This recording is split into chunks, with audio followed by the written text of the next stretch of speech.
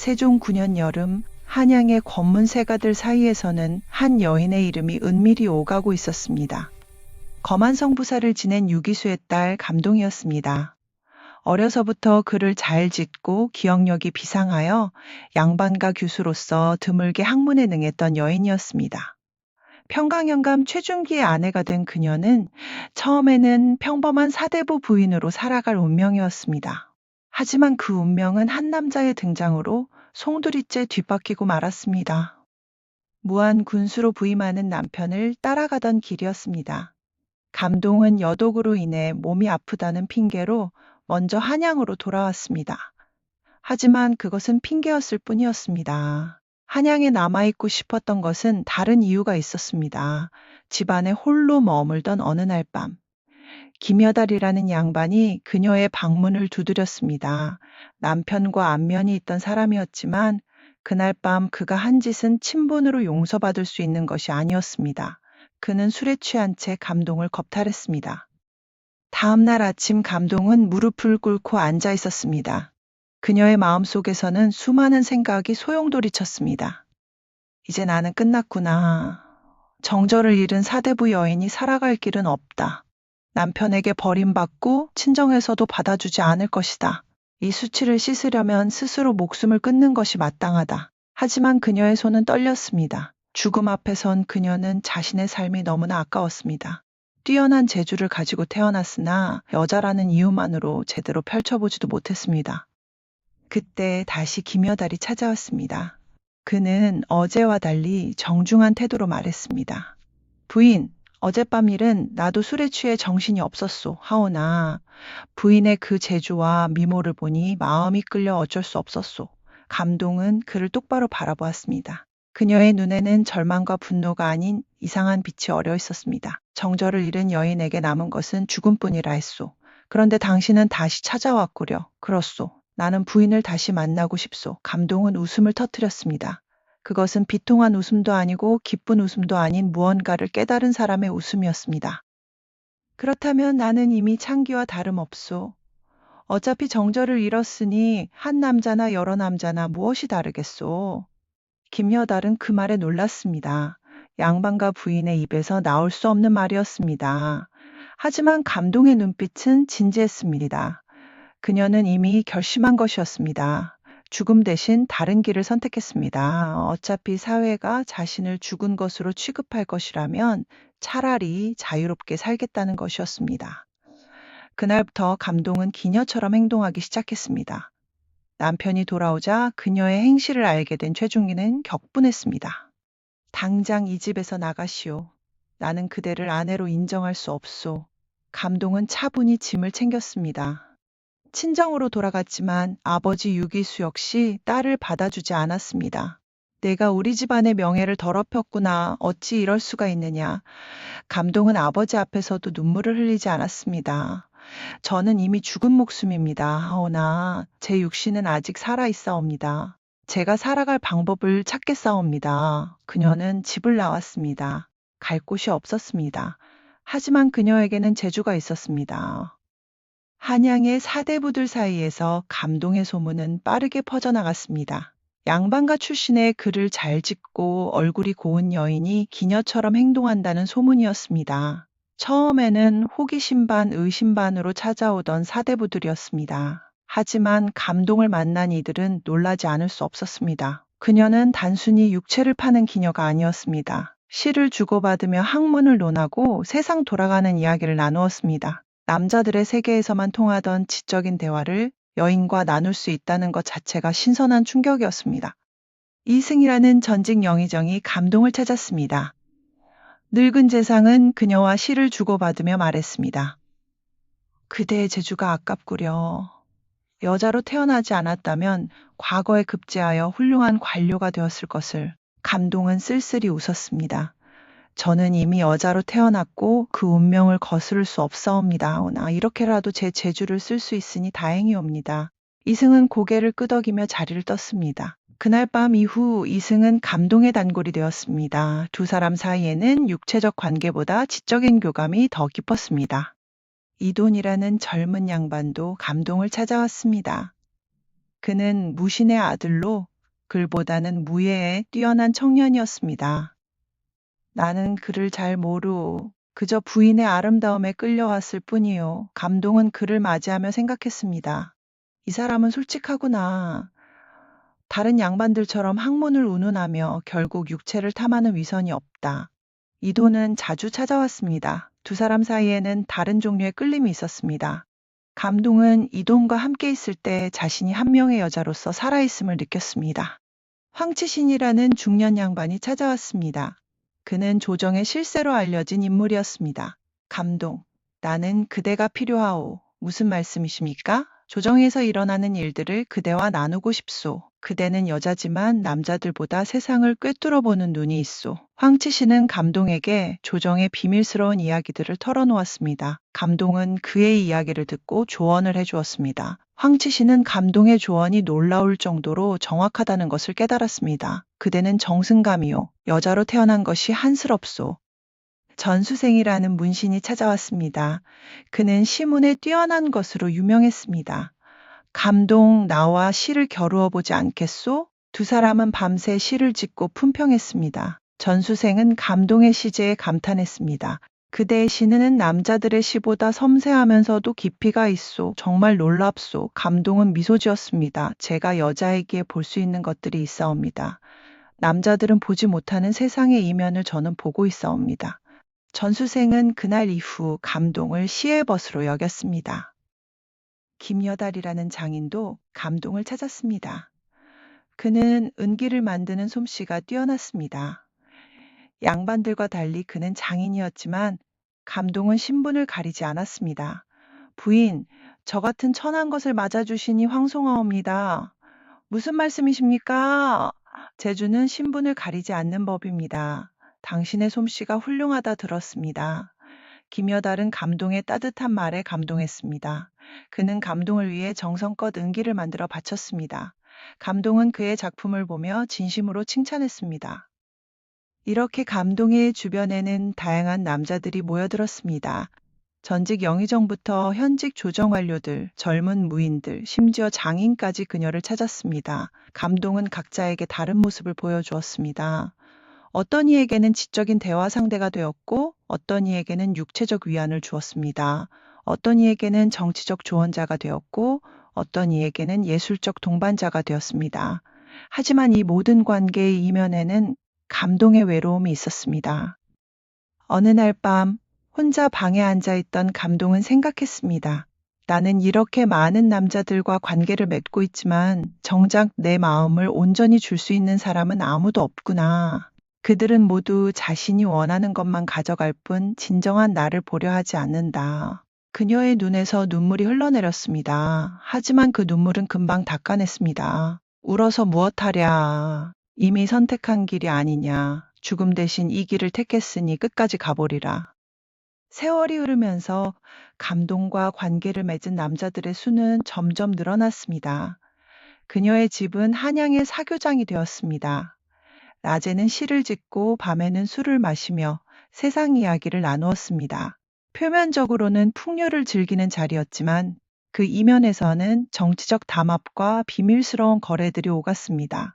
감동은 그 모든 것의 중심에 있었습니다. 그녀는 각자의 비밀을 알고 있었고 그것을 결코 밖으로 새어나가게 하지 않았습니다. 하지만 세상에 영원한 비밀은 없는 법이었습니다. 세종 9년 8월 사헌부에 익명의 고발장이 들어왔습니다. 감동이라는 여인이 수십 명의 양반들과 간음하여 풍속을 어지럽히고 있사옵니다. 사헌부 관리들은 처음에는 믿기 어려웠습니다. 양반가 출신 여인이 그럴 리 없다고 생각했습니다. 하지만 조사를 시작하자 놀라운 사실들이 드러났습니다. 감동과 관계를 맺은 남자들의 명단이 점점 길어졌습니다. 전직 영의정, 현직 조정 관료들, 공신의 자제들까지 포함되어 있었습니다. 세종 9년 8월 17일 임금이 좌대원 김자를 불렀습니다. 도대체 감동이 정을 통한 남자가 몇이나 되는가? 김자는 떨리는 목소리로 아뢰었습니다. 이승, 이돈, 황치신, 전수생, 김여달 등이옵니다. 하오나 전하, 몰래 간통한 사람은 이루 다 기록할 수 없을 정도이옵니다. 세종의 얼굴이 굳어졌습니다. 그의 마음속에서는 복잡한 감정이 교차했습니다. 이것은 단순한 간통 사건이 아니다. 조선의 사대부 사회 전체가 흔들리고 있는 것이다.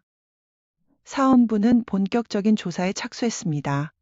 감동과 관계를 맺었다고 의심되는 남자들을 차례로 불러들였습니다. 이승이 먼저 조사를 받았습니다. 그대가 감동과 관계를 맺었다는 것이 사실이요? 늙은 재상은 고개를 숙였습니다. 그렇사옵니다, 하오나. 저는 그녀의 시제에 끌렸을 뿐이옵니다. 시제에 끌렸다고 간통을 해도 된다는 말이요? 이승은 아무 대답도 할 수 없었습니다. 그는 곤장을 맞고 파직되었습니다. 이돈이 불려왔습니다. 젊은 무인은 당당했습니다. 그렇소. 나는 감동과 관계를 맺었소. 하지만 그것이 무엇이 잘못이오. 그녀는 이미 남편에게 버림받은 여인이 아니었소? 그래도 그녀는 양반가 출신 부인이요. 양반 부인과 간통하면 어떻게 되는지 모르시오? 이돈은 입술을 깨물었습니다. 그도 역시 곤장을 맞고 유배형에 처해졌습니다. 황치신이 조사를 받았습니다. 조정의 실세였던 그는 필사적으로 부인했습니다. 저는 그런 일이 없사옵니다. 감동가는 그저 학문을 논한 사이일 뿐이옵니다. 하지만 증거들이 속속 드러났습니다. 감동이 직접 쓴 편지들, 주변 사람들의 증언들이 쏟아졌습니다. 황치신도 결국 죄를 인정할 수밖에 없었습니다. 그는 조정에서 쫓겨났습니다. 전수생은 조사를 받으며 눈물을 흘렸습니다. 저는 그녀를 시의벗으로 여겼을 뿐이옵니다. 하오나 어느새 선을 넘고 말았사옵니다. 그도 역시 처벌을 받았습니다. 이렇게 수십 명의 남자들이 차례로 조사를 받고 처벌을 받았습니다. 마침내 감동이 의금부로 끌려왔습니다. 그녀는 의외로 침착했습니다. 의금부 관리가 물었습니다. 그대가 간통한 남자가 몇 명이요? 감동은 똑바로 관리를 바라보았습니다. 정확히 세어보지는 않았사옵니다. 하오나 대략 40명은 될 것이옵니다. 의금부 관리들이 경악했습니다. 40명이라니 그대는 부끄러움도 모르는 여자로구나. 감동은 웃음을 터뜨렸습니다. 부끄러움이라고요? 저는 이미 정절을 잃은 날 모든 부끄러움을 버렸사옵니다. 그대는 왜 이런 짓을 했소? 관리가 물었습니다. 감동은 잠시 멈추었다가 천천히 입을 열었습니다. 저는 김여달에게 겁탈당했사옵니다. 그날 이후 저는 선택을 해야 했습니다. 죽을 것인가 살 것인가. 저는 살기로 했습니다. 하오나 정절을 잃은 여인에게 남편도 친정도 없었사옵니다. 그렇다면 저는 무엇으로 살아야 했겠습니까? 제가 가진 것은 재주뿐이었사옵니다. 그 재주로 살아남은 것뿐이옵니다. 의금부 관리는 할 말을 잃었습니다. 감동의 말에는 일리가 있었습니다. 하지만 법은 법이었습니다. 그대의 사정이야. 어찌되었든 법을 어긴 것은 사실이요. 양반 부인과 간통한 자들은 모두 엄벌에 처해야 하오. 감동은 고개를 끄덕였습니다. 알고 있사옵니다. 저는 죽을 각오가 되어 있사옵니다. 하오나 한 가지만 여쭙겠사옵니다. 저와 관계를 맺은 남자들은 어떻게 되었사옵니까? 그들도 모두 처벌을 받았소. 곤장이나 파직 정도겠죠? 의금부 관리는 대답하지 않았습니다. 침묵이 대답이었습니다.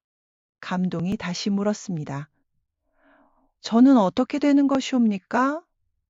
사헌부에서는 그대를 교수형에 처할 것을 주장하고 있소. 감동은 담담히 받아들였습니다. 그렇겠죠. 모든 죄를 저 하나에게 뒤집어 씌우는 것이 가장 쉬운 방법이니까요. 그녀의 목소리에는 비통함과 분노가 섞여 있었습니다. 저는 혼자 40명의 남자를 유혹했다는 말씀이십니까? 그들은 모두 떠밀려서 억지로 온 것이옵니까? 의금부 관리는 아무 대답도 할 수 없었습니다. 조정에서는 감동의 처벌을 두고 논란이 일었습니다. 사헌부는 단호했습니다. 감동을 교수형에 처해야 하옵니다. 이런 음녀를 살려두면 풍속이 더욱 문란해질 것이옵니다. 하지만 일부 신하들은 다른 의견을 냈습니다. 감동의 죄가 크기는 하나 그녀 혼자만의 죄는 아니옵니다. 그녀와 관계를 맺은 남자들도 똑같은 죄를 지었사옵니다. 그렇소. 하오나 그 남자들 중에는 공신의 자제들도 있고 조정의 중신들도 있소. 모두를 엄벌에 처할 수는 없지 않소? 세종은 깊은 고민에 빠졌습니다. 그의 마음속에서는 이런 생각이 오갔습니다. 이것은 법의 문제인 동시에 정치의 문제다. 감동 한 사람을 죽이면 사건은 마무리될 것이다. 하지만 그것이 정의로운가? 40명의 남자들도 똑같은 죄를 지었는데 그들은 가벼운 처벌만 받고 감동만 죽는다면 그것이 공평한가? 하지만 현실은 냉정했습니다. 공신의 자제들을 죽일 수는 없었습니다. 조정을 뒤흔들 수 없었습니다. 결국 누군가는 희생양이 되어야 했습니다. 세종은 최종 결정을 내렸습니다. 감동을 교수형에 처하는 것은 과하다. 변방으로 귀양을 보내도록 하라. 사원부는 반발했습니다. 전하, 그것으로는 풍속을 바로잡을 수 없사옵니다. 경들의 뜻은 알겠으나 과인의 뜻은 이미 정해졌다. 감동을 변방의 관비로 보내도록 하라. 세종 10년 윤달 4월 1일 감동은 천역을 면제받고 먼 지방으로 안치되었습니다. 죽음만은 면한 것이었습니다. 감동의 아버지 유기수도 끌려와 조사를 받았습니다. 그대는 딸을 제대로 가르치지 못한 죄가 있소. 유기수는 곤장을 맞고 파직당했습니다. 일족들도 끌려와 곤장을 맞았습니다. 감동 한 사람의 일로 온 집안이 수치를 당한 것이었습니다. 유기수는 집으로 돌아와 통곡했습니다. 내가 무엇을 잘못했단 말인가? 딸을 양반과 규수답게 키웠건만 어찌 이런 일이 벌어진단 말인가? 하지만 아무도 그의 통곡에 대답해주지 않았습니다. 변방으로 떠나는 날, 감동은 한양을 바라보았습니다. 그녀의 눈에는 눈물이 없었습니다. 오히려 담담한 표정이었습니다. 그녀의 마음속에서는 이런 생각이 들었습니다. 나는 이 세상의 법칙을 거스르려 했다. 여자로서 가질 수 없는 자유를 가지려 했다. 그 대가를 치르는 것뿐이다 하오나 후회는 없다. 적어도 나는 내가 원하는 대로 살아보았다. 감동은 뒤도 돌아보지 않고 한양을 떠났습니다. 그녀가 어디서 어떻게 생을 마감했는지는 아무도 모릅니다. 세월이 흘러 감동 사건은 사람들의 입에서 입으로 전해졌습니다. 어떤 이들은 그녀를 음녀라 비난했습니다.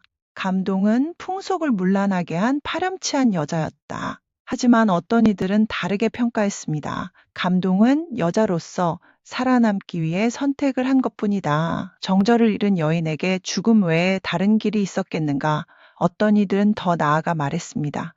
감동은 성리학의 희생양이다. 그녀가 고려시대에 태어났다면 이런 일을 당하지 않았을 것이다. 감동과 관계를 맺었던 남자들은 어떻게 되었을까요?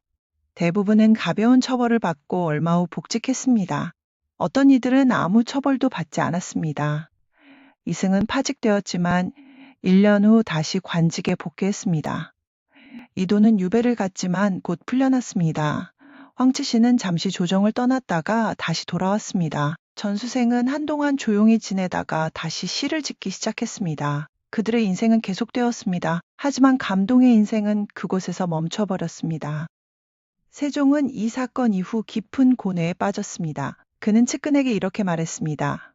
과인이 감동 사건을 제대로 처리했는지 모르겠구나. 법으로는 옳았으나 마음으로는 편치 않다. 측근이 조심스럽게 말했습니다.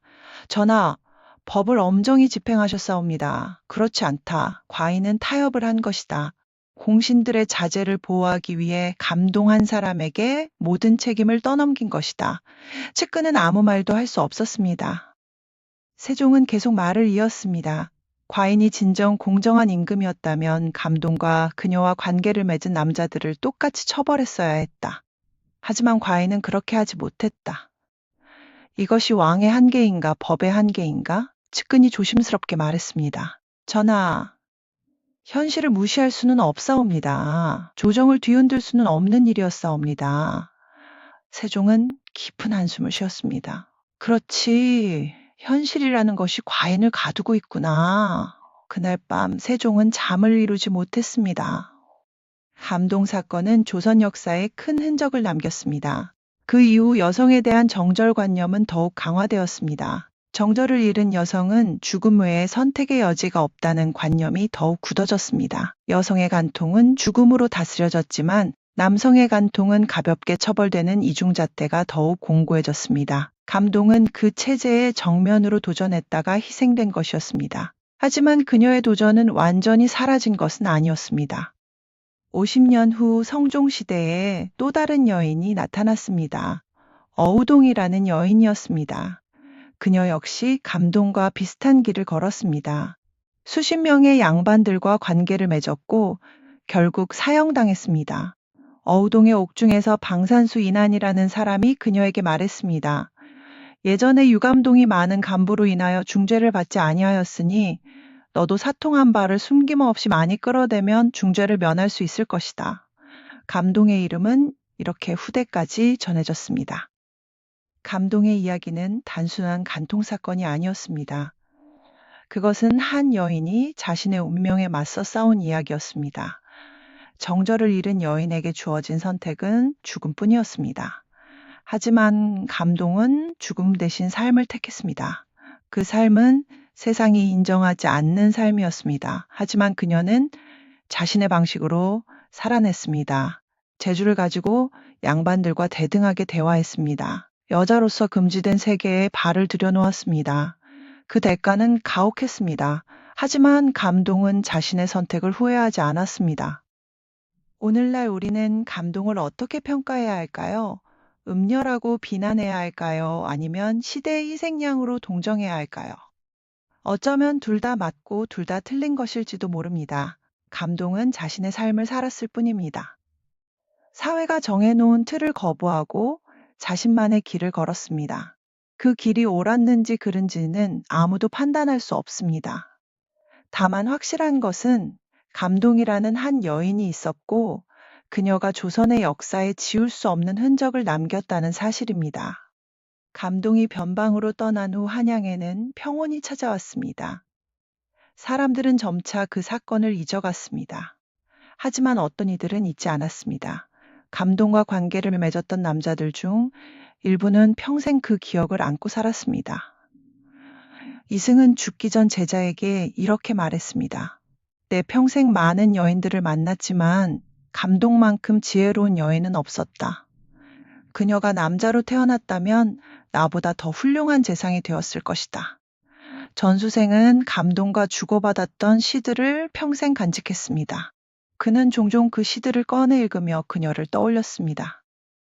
이도는 감동이 떠난 후 다시는 다른 여인을 사랑하지 않았습니다. 그는 친구에게 이렇게 말했습니다. 감동은 내가 만난 가장 솔직한 여인이었다. 그녀는 위선이 없었다. 자신의 욕망을 숨기지 않았고 자신의 생각을 감추지 않았다. 그런 여인을 나는 다시 만날 수 없을 것이다. 황치씨는 조정으로 복귀한 후 더욱 신중하게 행동했습니다. 그는 감동 사건을 통해 자신의 경솔함을 깨달았습니다. 하지만 그는 종종 감동과 나누었던 정치적 대화를 떠올렸습니다. 그녀의 통찰력은 정말 날카로웠습니다.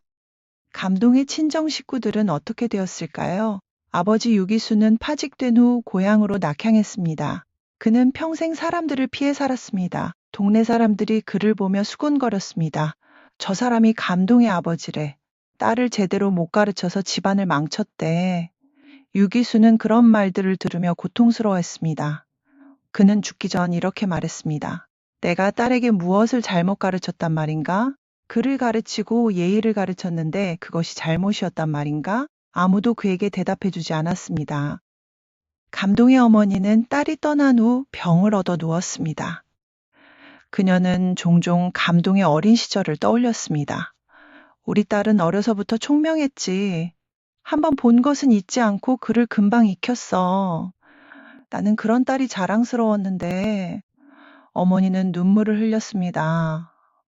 내가 딸을 지켜주지 못했구나. 세상이 딸을 짓밟는 것을 그저 바라만 보았구나.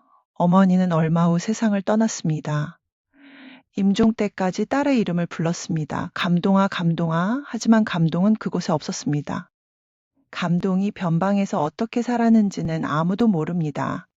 어떤 이들은 그녀가 거기서 조용히 생을 마감했다고 말합니다. 어떤 이들은 그녀가 탈출하여 다른 곳에서 새로운 삶을 시작했다고 말합니다. 어떤 이들은 그녀가 그곳에서도 시를 짓고 글을 쓰며 살았다고 말합니다. 진실이 무엇이든 중요한 것은 감동이라는 한 여인이 존재했고 그녀가 자신의 방식으로 세상에 맞섰다는 사실입니다.